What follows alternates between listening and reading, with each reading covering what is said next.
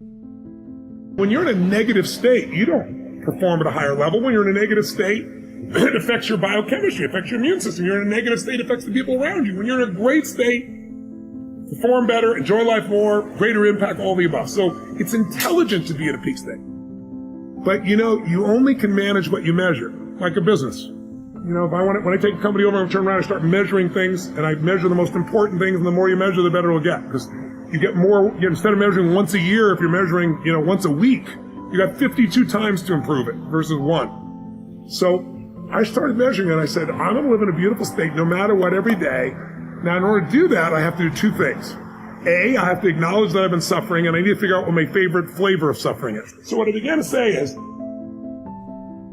I want to be happy even if they screw up. I want to be happy if they lost $1 million. I want to be happy, if my happiness is dependent upon other people behaving a certain way, the way I want them to, I'm a pretty influential guy, but I'm not God, right? And everybody's got their own things that they're doing. I'm never going to stay happy. And if I have to even make my happiness based on me behaving a perfect way every moment, it's not going to happen. So I gave room for life. And I decided to make a real decision. That's my invitation to people here, and then I'll answer your question about how I know. First, you got to make the decision that says, life is too short to suffer.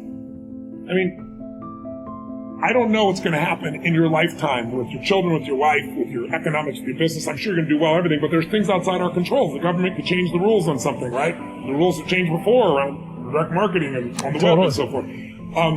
Somebody in your family could get very ill. Someone can die in our families, right? No one wants to talk about it, but it can happen. If your happiness is only going to be when everything matches how you think it should be, you're not going to be there. And my view is that there's power in happiness. We downplay it in this culture. When a person is happy, they attract other people. When a person is happy, they live longer. That's a fact. When people are happier, they earn more, right? They do better in their careers. These are physiological, these are measured facts in our society, and yet we poo-poo happiness in our world. It's being enthusiastic or something like that. No, it's being inspired, in spirit, feeling alive. So what I did was, as much energy or passion I had before, I still had that, but what I found was, what was the stuff that would suck away that energy? And so now to answer your question, how would I know? Number one, I put the line in the sand and said, these are the ones I tend to drop into. I'm not doing that anymore, and if I find it, I hit a rule. I got 90 seconds to get out. As I did it more and more, it's like a muscle. And when you use a muscle over and over again, it works. It's there for you. And so how I know, to answer your question, a long way to answer your question, but without that, I don't think people understand what we're talking about, is I sense tension in my body. Like when you're in a beautiful state, things flow. When there's a tension, you can feel it in your face, your head. Somebody says something, somebody did something, somebody didn't do something, somebody used a certain term, somebody dropped something out, or you did something, or you should have done. Whenever that happens, there's a tension. And so I've really trained myself to feel that tension. And when I feel, I go 90 seconds, and it's a game now. 90 seconds. And since I value that happiness so much, not like a deluded person, I'm so happy. Like I value being in a beautiful state because it may not be happy. It may be driven. It may be courageous. It may be feeling bold. It may be love. It may be compassion for someone else or even myself. Right? I always have compassion for other people. I didn't have it for myself. Right. And so what I began to do is realize, holy cow, this is something that could change everything. And so that 90-second rule, I feel the tension. And then here's what I do. I know that it's triggered by one of three language patterns as a trigger, as an example. Lost, less, never. If you perceive that someone you're counting on, they failed to do something, or they failed to say something, or you failed to do something, or say something that you should have, then what happens is that tension starts to show up because your brain goes, I lost that opportunity. I lost this moment. I lost that respect. I lost this love. I lost the money. I lost whatever you thought you lost. And loss is always an illusion. It's like the next opportunity is 2 minutes around the corner. It's not that complex. If we look for it, if we find it, if we don't live in the illusion of loss. Or less is the next one. If you think because he or she did something or didn't do it, you have less of something you value, less love, less joy, less excitement, less time, less energy, less economics, less respect, you're going to suffer inside. Some people suffer by being angry. Some people suffer by feeling sad. Everyone has different flavors, right? But you're going to suffer. And the worst one is never. If you think because she or he did this, or Donald Trump did something or didn't do it, or Mary Sue or you self didn't do it. And now you'll never have that love, you'll never have that respect, you'll never have that joy, you'll never have that economics. Once you believe that stuff, then the suffering stays. So the way out of lost, less, never is always appreciation or gratitude or love. As I've grown older, I've learned to appreciate living in the moment, and I ask that you do too. I'm asking this graduating class, those of you here, I've asked all of my viewers in America and across the world to do this one thing. Keep a grateful journal. Every night, list 5 things that happened this day, in days to come, that you are grateful for. What it will begin to do is to change your perspective of your day and your life. I believe that if you can learn to focus on what you have, you will always see that the universe is abundant and you will have more. If you concentrate and focus in your life on what you don't have, you will never have enough. Be grateful. Keep a journal. Being happy is not difficult, but unfortunately most people don't manage it because they think it's going to happen to them. When you're 5 years of age, you're quite happy, isn't it? Yes or no? I want you to go home and see one of your pictures when you're 5, it was like this. Now it's becoming like this. When you're 5 years of age, if you're so happy, by the time you're 30, you should have been ecstatic, if you had grown, I mean. But by the time they're 30, most people are mess themselves up in so many different ways. This is not because there is some difficulty with life or happiness, it is just that, as I told you, they gave you a sharp knife. You don't have a steady enough hand. If you had a steady hand, the sharp knife would be a wonderful instrument. If you don't have a steady hand, you keep cutting yourself, and now being happy when a knife is constantly cutting into you is very difficult, for sure. Yes? How many times has it happened to you in the last 25 years that it so happened somebody put a knife into you? Not happened for most of you. If it happened to 1 or 2 people, I'm sorry. Nobody even put a pin into you, isn't it? Yes or no? I'm asking, how many times it so happened from external sources suffering came to you? No, you're mostly in self-help. Yes or no? You're in self-help, isn't it? You don't need anybody's help, you're such an expert. Sometimes when I see people, I think they're training to get employment in hell or something. They're practicing here.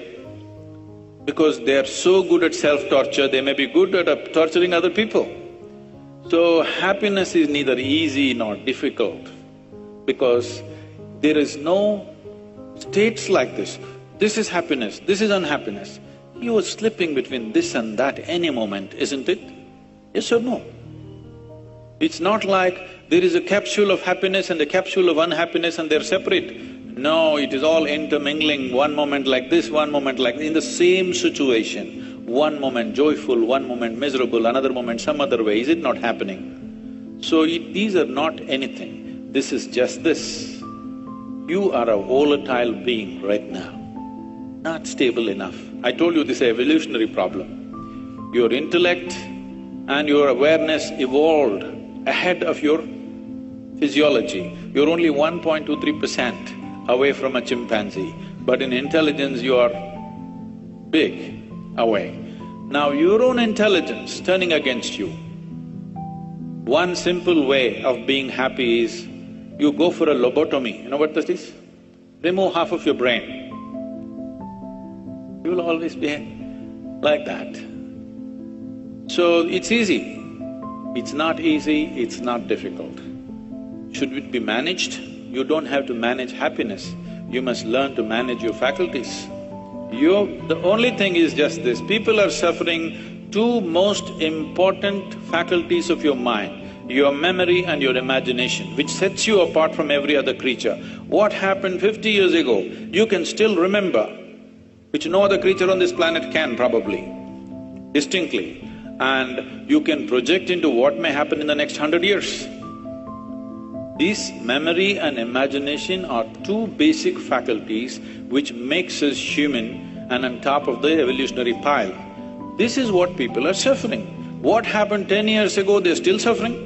What may happen day after tomorrow, they're already suffering. This is not that they're suffering life, they're just suffering their memory and their imagination. So happiness, don't aim at happiness, just look at yourself. How what you call as myself is being conducted. If you conduct it, if you know how to conduct it the way you want it, you will be blissed out. Yes? It is not being conducted. So happiness and misery is happening by accident. Somebody else can cause happiness to you. Somebody else can cause misery to you. People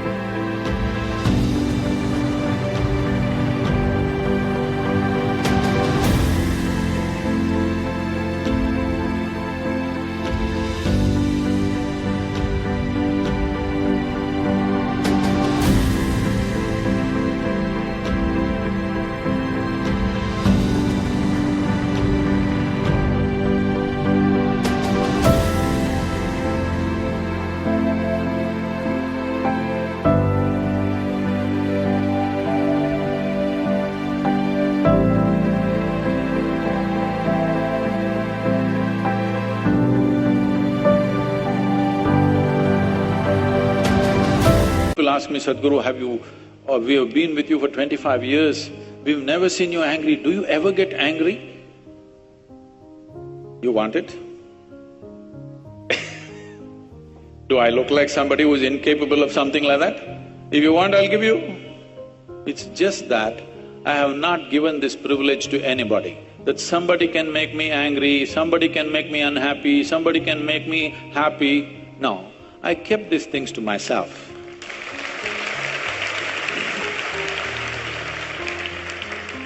You must keep it to yourself too. It must be… the best hands are you, isn't it? Yes? Your joy and misery must be in your hands, isn't it? If you choose to be miserable, be… I'm not against it. But what you want should be happening within you, not otherwise, isn't it? It's kind of unrealistic and can be destructive to place the responsibility for your happiness on anybody other than yourself. It's Nina's fault that I'm not happy. Where are you, Nina? Blame yourself. Success completely misunderstood. Rise and shine, it's Espresso time. What's up, Believe Nation? It's Evan. I believe in you, and this channel is designed to be part of your daily success routine. So let's start your day off right together. Grab your coffee and sip on today's message. Take responsibility for your happiness. Over to you, Will Smith. Also, if you want to know what Will Smith has to say about confidence and excellence, check out my 254 series where every day for the next 254 days, I will send you a morning video for free to help you build your confidence. The links to join are in the description below. I was excited about taking a shot. The fact that it was so strange, you know, as an artist, it was fun to get out on that limb and hoping it doesn't break under your feet. It takes such a desperate, obsessive focus to excel on on the level that I want to make movies. I wake up every morning. Espresso keep me going. I wake up every morning. Happiness is so important. I'm so obsessed with it right now, and I hate that success and entrepreneurship and all this stuff have been put on a pedestal. Do you understand that most people think they need to make $1 million a year to be like winning? Meanwhile, in America, one of the richest countries in the world, $440,000 is the entry into the 1%. We have success completely misunderstood. We have success completely misunderstood. Let me tell you what success looks like. When you wake up in the morning and you're happy. Well, I mean, he does a lot of my back office stuff for me, and I'm always waiting.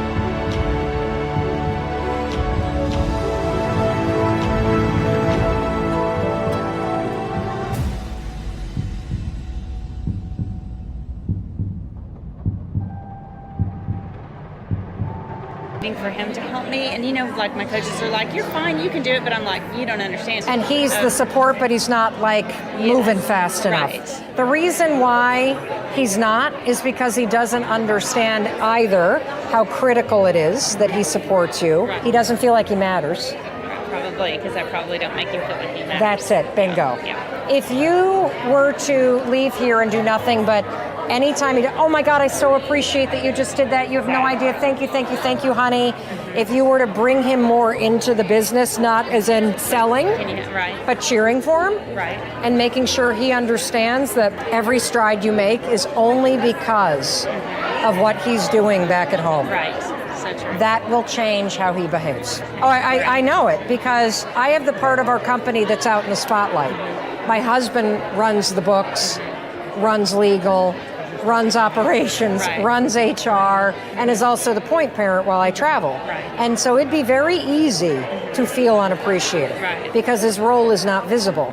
I go out of my way to Snapchat at him, to acknowledge him, to elevate him, to thank him, to make him feel appreciated. Because that's what's missing. If somebody's not motivated on your team, whether it's your spouse or somebody else, they don't feel appreciated. Okay. That's why.